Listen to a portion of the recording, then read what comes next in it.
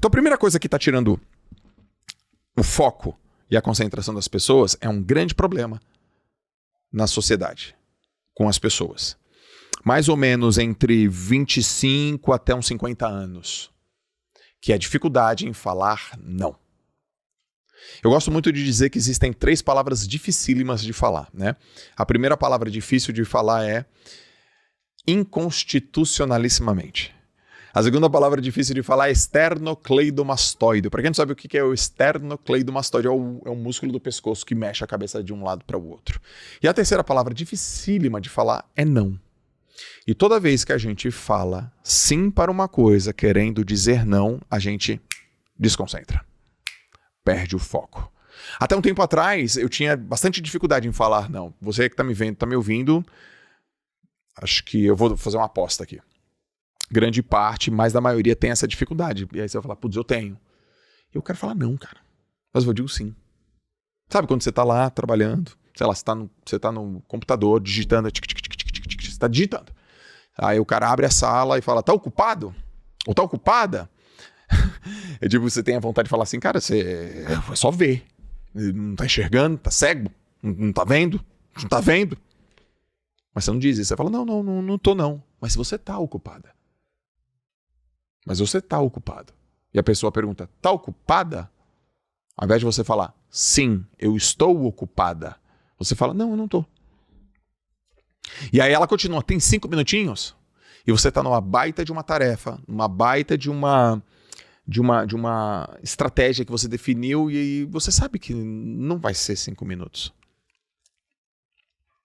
Aí você fala, tenho. Mas a tua vontade é dizer, cara, eu não tenho e eu estou ocupado. Eu estou ocupada. Então por que cargas d'água a gente quer falar não, mas a gente fala sim? Porque a gente tem medo da rejeição das pessoas. A gente acredita que o dizer não vai machucar as pessoas. A gente acredita que dizer não vai fechar a porta com as pessoas. Existem outras formas também de você falar não.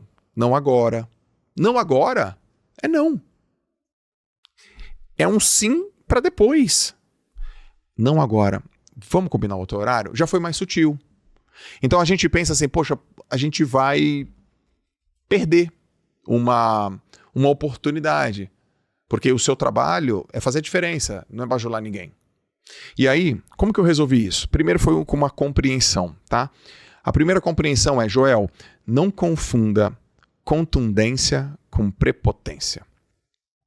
Quando eu falo não, eu não sou prepotente. Eu estou sendo contundente. Você pode falar agora? Não posso. Nossa, Joel, mas que prepotência para falar não. Desculpa, se você entendeu errado, é só uma percepção. E me desculpe se você entendeu errado. Eu estou até te pedindo desculpa se você entendeu errado. Mesmo assim, é não. Mas eu vou falar assim, meu Deus do céu. Então como é que faz isso? A gente faz isso sabendo diferenciar prepotência de contundência. E a gente diz não porque a gente sabe o que a gente tem que fazer. Quando você sabe o que você tem que fazer, você tem clareza. Joel, mas porra, toda hora é esse papo de clareza. Toda hora é esse papo de clareza, irmão. Toda hora é essa conversa de clareza. E a gente tem que fazer o detox aqui, ó, a higiene mental, higiene dos projetos, renovar as expectativas, renovar a esperança toda hora. Por quê? Para você falar, não, isso não é o que eu quero, isso não foi o que eu planejei, isso não foi o que eu decidi. Agora não. E eu, depois que eu decidi, né, aprender essa ferramenta, e começando pela clareza, eu tenho uma ferramenta que é assim, ó. Se não for um sim óbvio, é um não óbvio. Isso aqui está no livro Essencialismo, do James McKeown. Então eu coloquei assim na minha cabeça. Bom, baseado no que eu peguei aqui, ó, se não for um sim óbvio, é um não óbvio, então a regra que eu tenho aqui, tudo é não. Tudo é não. Joel, mas como assim tudo é não? Exceto o sim óbvio. Joel, a escola dos seus filhos é importante? Lógico. A segurança da sua empresa é importante? Lógico. O treinamento e capacitação da galera que trabalha com você é fundamental? Lógico, tá vendo? É óbvio, o sim é óbvio. Então, se as coisas forem óbvias, estourarem...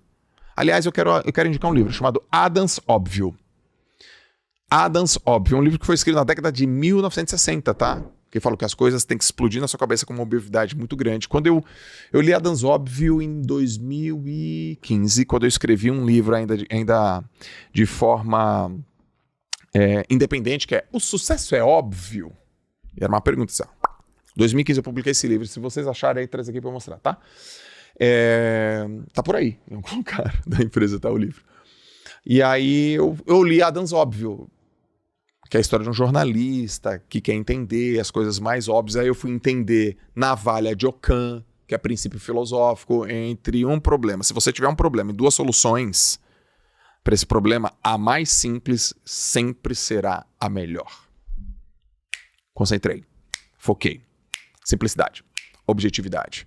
Portanto, a primeira coisa que está tirando a sua concentração é essa sua vontade de falar não, mas a sua incapacidade de falar não. Você precisa aprender a falar. Não é aprender o que tem que fazer, é aprender a fazer. Tem uma diferença. Eu preciso aprender a não falar sim. Não. Você precisa aprender a executar esse negócio. Não é só compreender, você tem que fazer. Outra coisa também. Você vai fazer o seguinte, os teus próximos 10 nãos é sem justificativa. Não tem justificativa. Porque tem gente que para dar um não é um parto. É um parto. E aí quando começa a dar não, sabe o que é? Deixa eu te explicar. Não justifica. Joel, a gente pode ir num tal lugar? Não. E isso basta. Vai ser libertador para você. Vai ser uma grande conquista. Você vai falar assim, caramba, Joel, como eu estou vivendo uma vida melhor, como eu estou vivendo uma vida baseado nos meus princípios, nos meus valores, nas minhas convicções. Portanto, a prática agora é o seguinte, além de dizer não, os próximos 10 nãos é sem justificativa, porque se não for porque tudo é não, exceto o sim óbvio. Então a primeira coisa que vai aumentar o seu foco e aumentar a sua concentração.